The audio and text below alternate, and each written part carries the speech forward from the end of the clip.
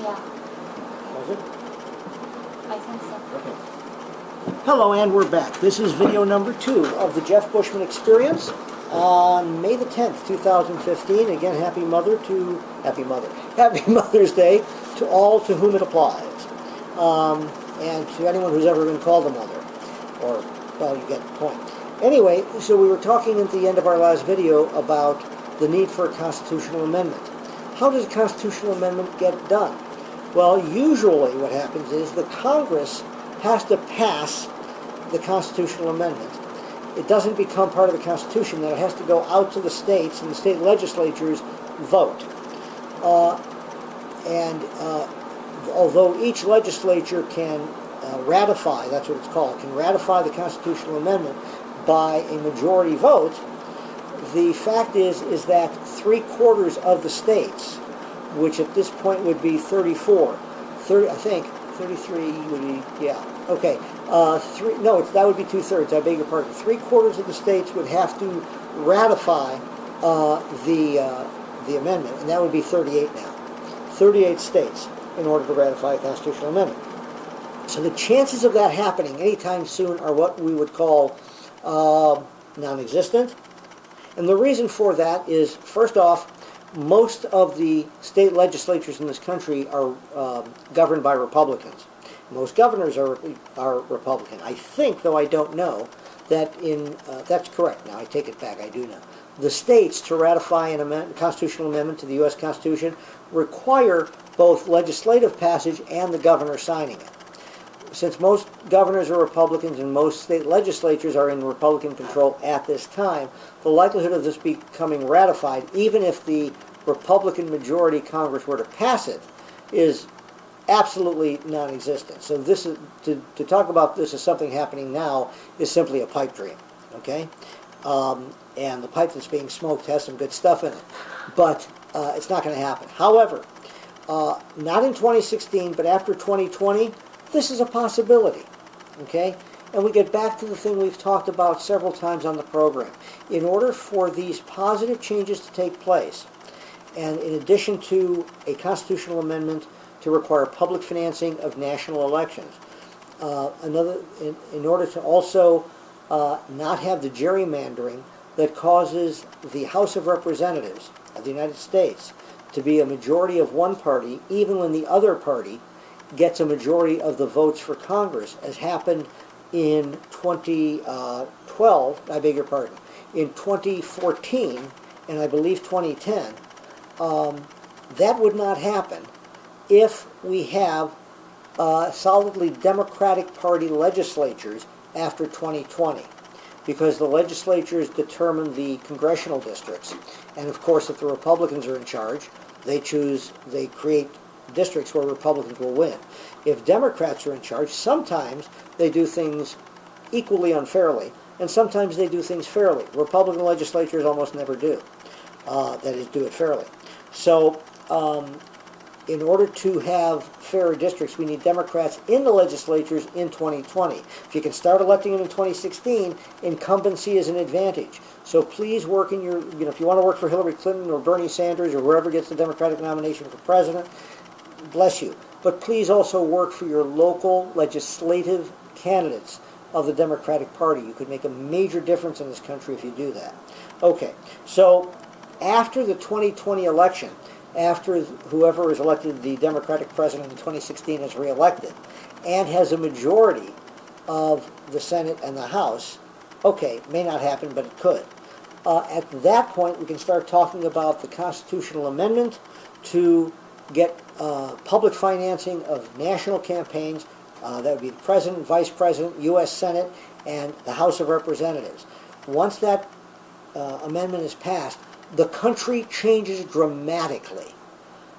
You won't recognize it. If that were to pass, come 2030, we'll have a very different and much more positive country, because money will be out of politics, essentially, and people will be elected to office who want to do what's best for America, not what's best for their contributors, because there won't be any contributors. Okay. Let's talk a little bit about this week in history and some trivia, and then we will send you on your way until 2 weeks from today. Please do, again, tell a friend if you like the program. Starting in a couple of weeks when we return, we're going to have some interviews. We've had a couple in past programs, including the ever-lovely Alicia Bushman, and the presumably lovely, though I've never seen her, Dr. Kotka.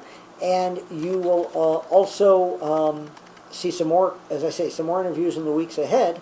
And if you want to hear some interviews we've done in the past, all audio, you can go give a look at blogtalkradio.com and look for me, Jeff Bushman. You won't see me, but you will be able to hear some of our programs, many of which had interviews, mostly the older programs there.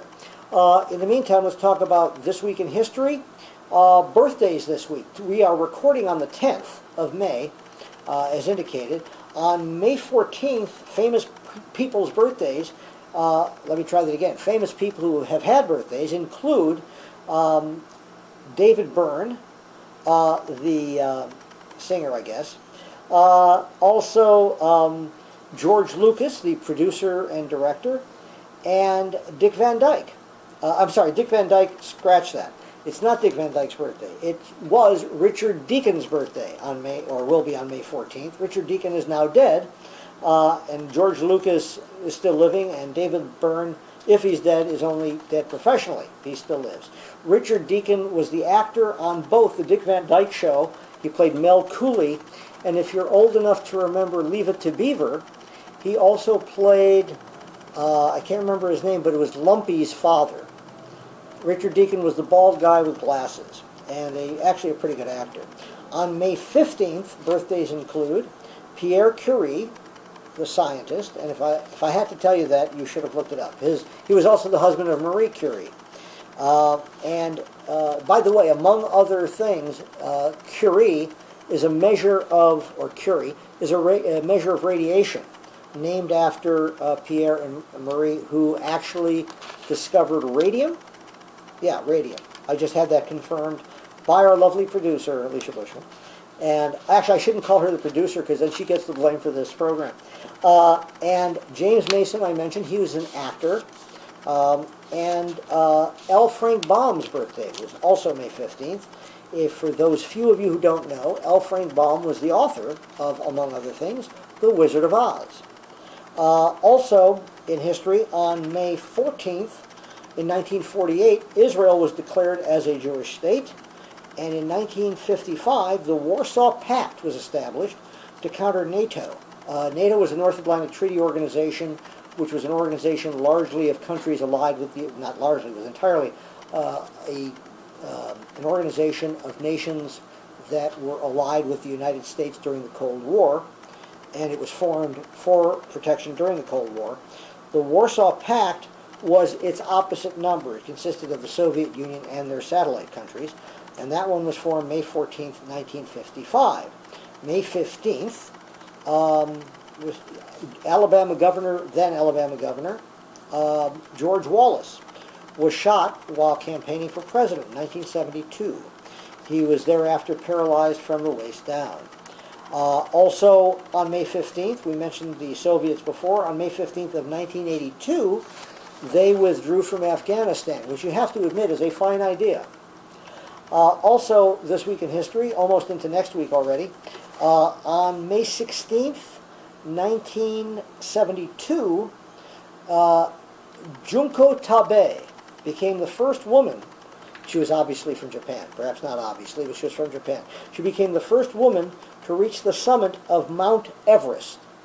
And I know what question you're all asking, and the answer is because it was there.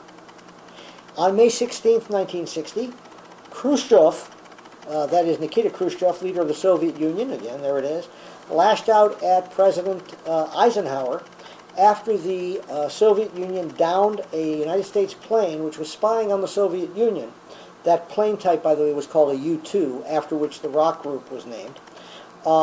It had, in fact, been spying on the Soviet Union. At first, the United States denied it, and then finally admitted it when it was impossible to deny anymore. The plane's pilot, Francis Gary Powers, was kept in a Soviet jail, was later released in a prisoner exchange for an East German spy, whose last name was Abel. I think it was Rudolf Abel. and he was released, and he actually became a traffic reporter for a radio station in Los Angeles, and unfortunately died, not in the crash of the U-2, but in a helicopter crash while he was a traffic reporter. Odd. Okay. On May 16th, 1869, the United States' first professional baseball team played its first baseball game. Do you know who that baseball team was?